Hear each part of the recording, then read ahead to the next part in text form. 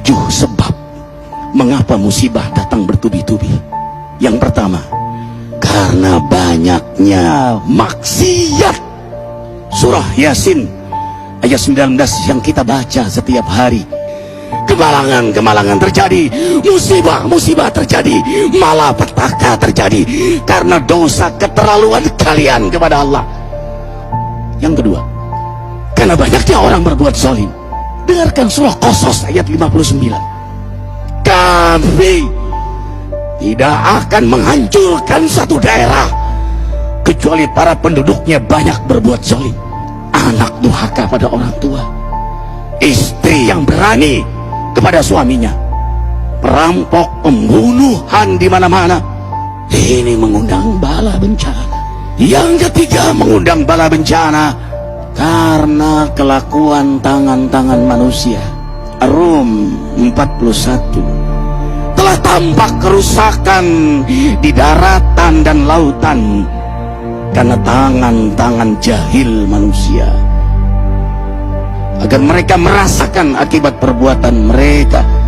Sebagian mereka merasakan akibat perbuatan mereka, agar mereka kembali kepada Allah.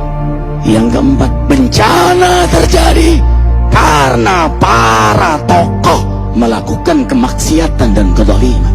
Dengarkan dengan iman, wahai penduduk Indonesia yang mulia. Bila kami ingin menghancurkan suatu negeri, kami perintahkan para tokohnya untuk taat kepada Allah, tapi mereka maksiat, tapi mereka berbuat zalim, tapi mereka khianat kepadaku dan kepada makhlukku. Fahaqa alaihil qaul, maka haklah untuk mereka datang bala bencana seperti kaum Ad, kaum Samud, kaum Lut, kaum Nuh. Kami hancurkan sehancur-hancurnya. Siapa tokoh itu? Para pemimpin kita yang sumpah Al-Quran di kepalanya, demi Allah tidak korupsi. Lalu korupsi. Siapa lagi? Hartawan, orang-orang kaya yang dengan harta berpoya-poya, sombong, maksiat dengan kekayaannya di tengah orang yang banyak menderita. Siapa lagi? Ulama yang menjual ayat-ayat Allah dengan murah. Subhanallah. Yang kelima, mengapa bala bencana terjadi?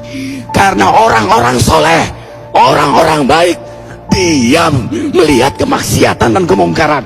Surah Al-Anfal ayat 25. Takutlah kalian dengan musibah yang tidak hanya menimpa orang yang maksiat, orang yang berbuat zalim, tapi juga kalian orang-orang soleh.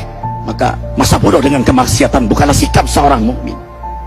Amar ma'ruf nahi munkar adalah amal cerdas. Yang keenam, justru karena rahmat Allah, karena peringatan yang Allah hadirkan agar hadir mahkamah kesadaran kita.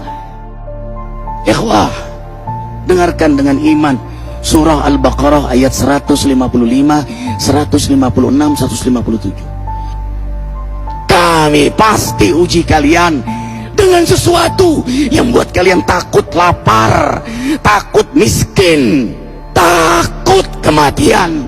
Tapi kabarkan berita gembira bagi hamba Allah yang sabar dari semua ujiannya, yang mereka berkata, sesungguhnya kami milik Allah dan sungguhnya kami akan kembali kepada Allah. Yang terakhir, yang ketujuh, ada yang nanya, bagaimana yang maksiat yang selamat? Tenang-tenang saja. Yang berbuat zalim malah sukses. Di mana keadilannya? Allah Maha Adil.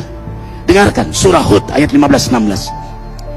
Barang siapa mencari kesenangan dunia, lalu dia menghalalkan semua cara, apa kata Allah?